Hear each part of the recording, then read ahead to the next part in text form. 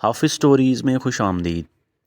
اہل سرسار کی ایک قوم جسے قوم سبا بھی کہا جاتا ہے، اللہ تعالیٰ کی بے شمار نعمتوں کے اندر زندگی گزار رہی تھی۔ یہ قوم ایک عظیم تہذیب و تمدن کی مالک تھی۔ حضرت داؤد علیہ السلام اور حضرت سلیمان علیہ السلام کی باعظمت حکومتوں کے بعد ان کی حکومت زبان ضد خاص و عام تھی۔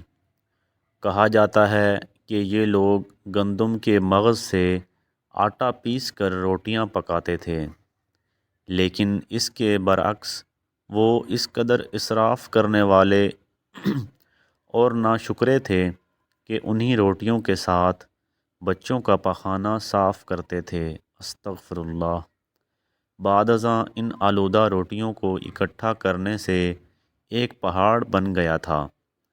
پھر ایک صالح شخص نے وہاں سے گزرتے ہوئے ایک عورت کو دیکھا جو روٹی کے ساتھ بچے کے پخانے کے مقام کو صاف کر رہی تھی۔ اس شخص نے عورت سے کہا، تیرے اوپر افسوس، خدا سے ڈر، کہیں ایسا نہ ہو کہ خدا تیرے اوپر اپنا غضب ڈھائے اور تجھ سے اپنی نعمت چھین لے۔ اس عورت نے جواب میں مذاق اڑایا اور مغرورانہ انداز میں کہا، جاؤ جاؤ، گویا کہ مجھے بھوک سے ڈرا رہے ہو۔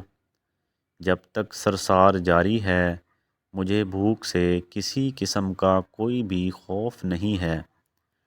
کوئی زیادہ عرصہ نہیں گزرا نہ تھا کہ اللہ تعالیٰ نے ان لوگوں پر اپنا غضب ڈھایا۔ پانی جو کہ زندگی کی بنیاد ہے ان لوگوں سے چھین لیا، یہاں تک کہ قحط نازل ہوا۔ بات یہاں تک پہنچ گئی کہ ان کی ذخیرہ کی ہوئی تمام غذا ختم ہو گئی۔ آخرکار وہ مجبور ہو گئے کہ انہیں آلودہ روٹیوں پر ٹوٹ پڑے جو ان لوگوں نے اکٹھی کر کے پہاڑ کے مانند ڈھیر لگایا ہوا تھا، بلکہ وہاں سے روٹی لینے کے لیے صف لگتی تاکہ ہر کوئی وہاں سے اپنے حصے کی روٹی لے سکے۔ کفران نعمت، قحط اور ان کی بدحالی کے بارے میں متعدد روایات موجود ہیں۔ سورہ نحل کی آیت نمبر 112 اور 113 میں یوں ارشاد ہوتا ہے، اور اللہ نے اس بستی کی بھی مثال بیان کی ہے جو محفوظ اور مطمئن تھی، اس کا رزق ہر طرف سے باقاعدہ آ رہا تھا، لیکن اس بستی کے رہنے والوں نے اللہ کی نعمتوں کا انکار کیا تو خدا نے انہیں بھوک اور پیاس کا مزہ چکھایا، صرف ان کے ان اعمال کی بنا پر کہ جو وہ انجام دے رہے تھے۔ اور یقیناً ان کے پاس رسول آیا تو ان لوگوں نے ان کو جھٹلایا، تو پھر ان تک عذاب آ پہنچا کہ یہ سب ظلم کرنے والے تھے۔ اسی قوم سبا کے بارے میں ایک اور واقعہ یوں بیان ہوتا ہے کہ ان لوگوں نے اپنی زراعت کو بہتر طور پر کاشت کرنے کے لیے پانی ذخیرہ کرنے کی خاطر ابلق کے دو پہاڑوں کے درمیان ایک بہت بڑا بند معرب تعمیر کیا ہوا تھا۔ سوراخ اور دوسرے پہاڑوں سے گزرا ہوا پانی اس بند میں آ کر وافر مقدار میں جمع ہو جاتا تھا۔ چنانچہ قوم سبا نے اس پانی سے صحیح طور پر استفادہ کرتے ہوئے وسیع و عریض اور بہت سے خوبصورت باغات لگائے اور کھیتی باڑی کو رونق بخشی۔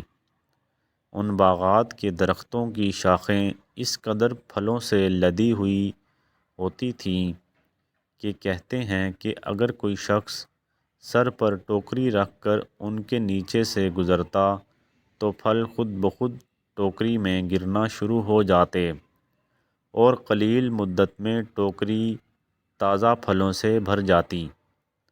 لیکن نعمتوں کی کثرت نے انہیں شکر کرنے کے بجائے سرمست اور غافل کر دیا تھا۔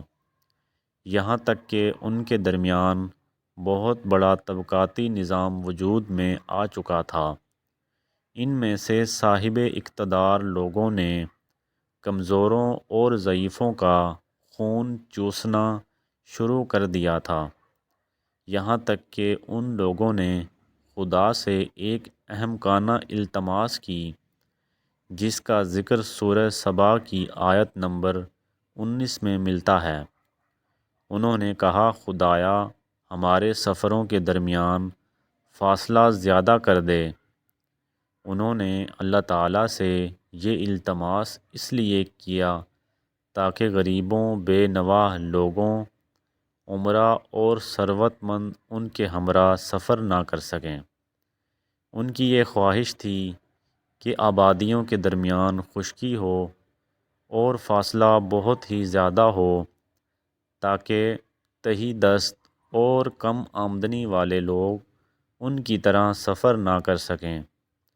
اللہ تعالیٰ نے ان مغرور پیٹ کے پجاریوں پر اپنا عذاب نازل کیا۔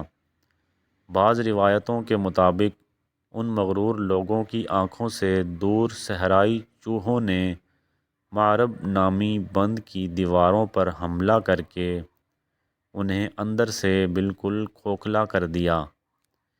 ادھر سے بارشیں زیادہ ہوئیں، جن کی وجہ سے سیلاب آ گیا اور اس بند میں پانی بہت زیادہ اکٹھا ہو گیا۔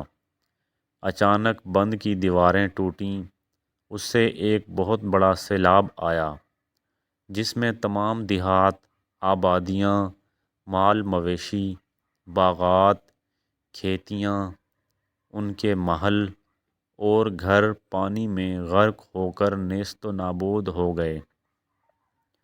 ان کے باغات اور زراعت میں سے صرف بیری کے درخت اور کچھ جھاڑیاں بچی تھیں۔ خوش الحان پرندے وہاں سے کوچ کر گئے تھے، جبکہ الوؤں اور کووں نے قوم سبا کے کھنڈرات میں اپنے گھونسلے بنا لیے تھے۔ اس بات کا ذکر سورہ سبا کی آیت نمبر 15 اور 16 میں ملتا ہے، اور آخر میں سورہ سبا کی آیت نمبر 17 میں قرآن کریم میں اس واقعے کا یوں نتیجہ نکالا ہے، یہ ہم نے ان کی ناشکری کی سزا دی ہے اور ہم ناشکروں کے علاوہ کسی کو سزا نہیں دیتے ہیں۔ ناظرین، یہ تھی آج کی ہماری ویڈیو۔ امید ہے آپ کو ہماری ویڈیو پسند آئی ہوگی۔ ہمارا چینل کو سبسکرائب کر دیجئے اور گھنٹی کے بٹن کو پریس کر دیجئے تاکہ ہماری ہر نئے آنے والی ویڈیو کا نوٹیفیکیشن آپ کی اسکرین پر بر وقت موصول ہوتا رہے۔ یوں ہی ہمارا ساتھ دیتے رہیے۔ جزاک اللہ۔